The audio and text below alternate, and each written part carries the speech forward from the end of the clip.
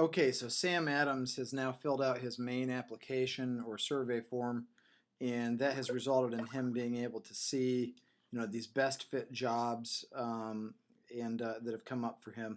Now we want to back up a little bit and show you a little bit about how this happened or how we did this. And to do that, I'm going to go into the administrative interface. Basically, it's a combination of two different things. It's a combination of the data that is filled out by the candidate, and I'm going to open up web form management, and when that candidate fills out that data on their main application, they're doing so in the form that we had previously looked at and discussed. That is that main application or survey form, and that's where the candidate provides the data regarding what they're interested in. Here it is, the candidate survey form, and we had already built that out. Now on the flip side, that data that the candidate is providing in this candidate survey form is being systematically compared to the data that we are providing when we add a job into the system, and we call that form the job data form, and this is the job data form. And so here is what the central ingredient in all of this is, and it's back over on the desktop on an icon that we call data group management. And when I open that up, basically I'm going to open my site, and I've created a whole bunch of data groups under what I call jobs management folder. And these data groups are basically shared data that between the two forms. Like for instance, let me give you an example. I have one here called job titles. And so what's happening is in this data group we have this list of job titles that you've already seen on the form. All right, so when I added this job titles to the form, I added it here in a drop-down field. And what I did is under values, I select that, and it gives me the opportunity to browse for which data group I want to pull the values from. And you can see that I selected job titles. And then what that did is it pulled in all the values that I had already previously entered over here in data group management. So I went into data group management, I created a new data group called job titles, and using the add node feature I added a value and a text for every one of these different job titles. Then I came in and I built my job data form, and I added a drop down field, and I went to the values portion of the drop down field. I browsed for the data group that I created called job titles, I selected it, and the system automatically grabbed all of that data and pulled it into here. Now that's the job data entry form. Let's go back over to the candidate survey. Which job titles most interest you? Check all that apply. Instead of using a drop down, here I used a checkbox data group. I just dragged and dropped it up onto the form. And then for that checkbox data group, I went to the values, I opened it up, and of course I selected the data group job titles. So you see the point is that the candidate survey form, which we're looking at now, and the job data form share that same data group. And so every one of these data groups is a shared data group between the two forms. And for instance, let's go back to the job form and we'll get a little bit of a look at what some of these shared data groups are. Location, company, housing, job type, ministry type, purpose, ethnicity, required qualifications, language required, desired qualifications, experience, characteristics.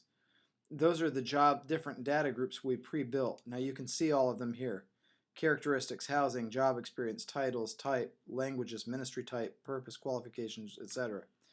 Now, you remember that we already showed that we went into web form tools after we built our candidate survey, and we told the system that that was the main application. That's the role that form plays. Now that we've built our job data form, and this is all the data that we're requiring someone to add to the system when they're entering a job into the system, we do the same thing. We go over to web form tools, and we go to manage assignments, and you can see right here full job details, and the web form we're using is job data. And so we made that assignment. So now what's happening is the system actually has one form that is used, and when I say it's used, it's in jobs management, this icon right here.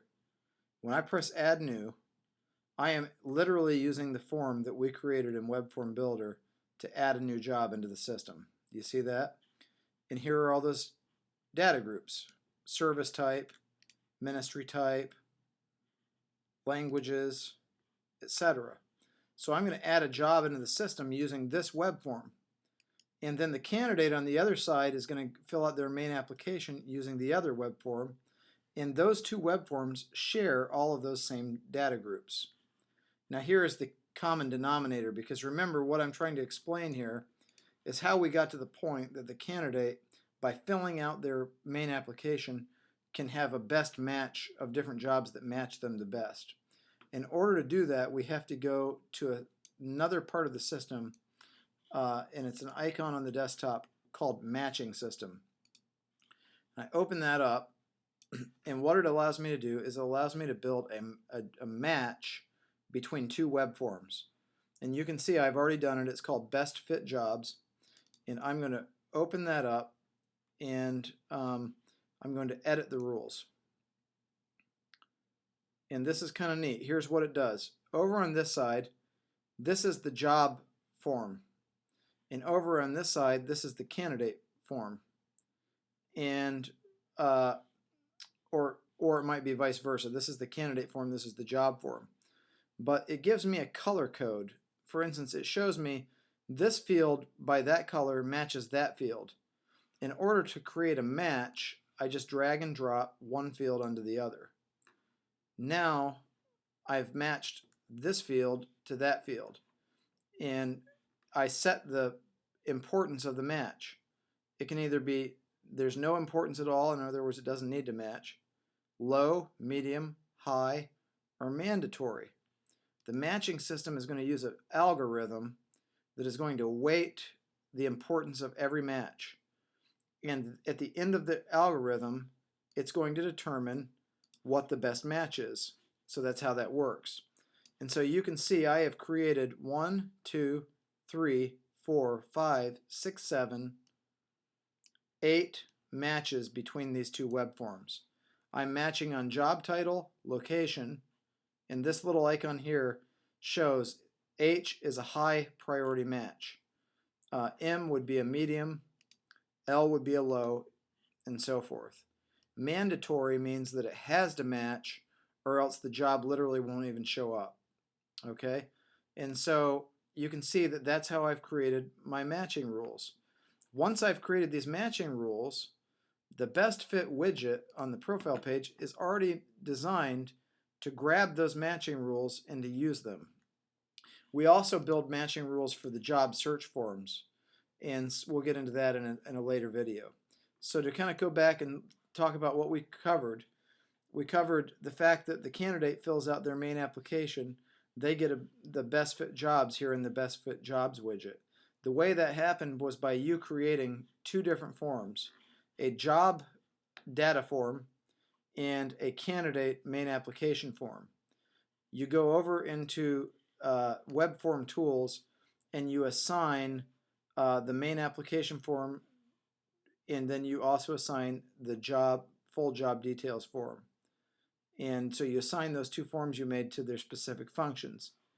After you've made those assignments, you go and you create a matching rule, and you add all of your matching rules to match those two web forms to each other. And as a result, the end result is you actually get a best fit match, putting the matching engine to work.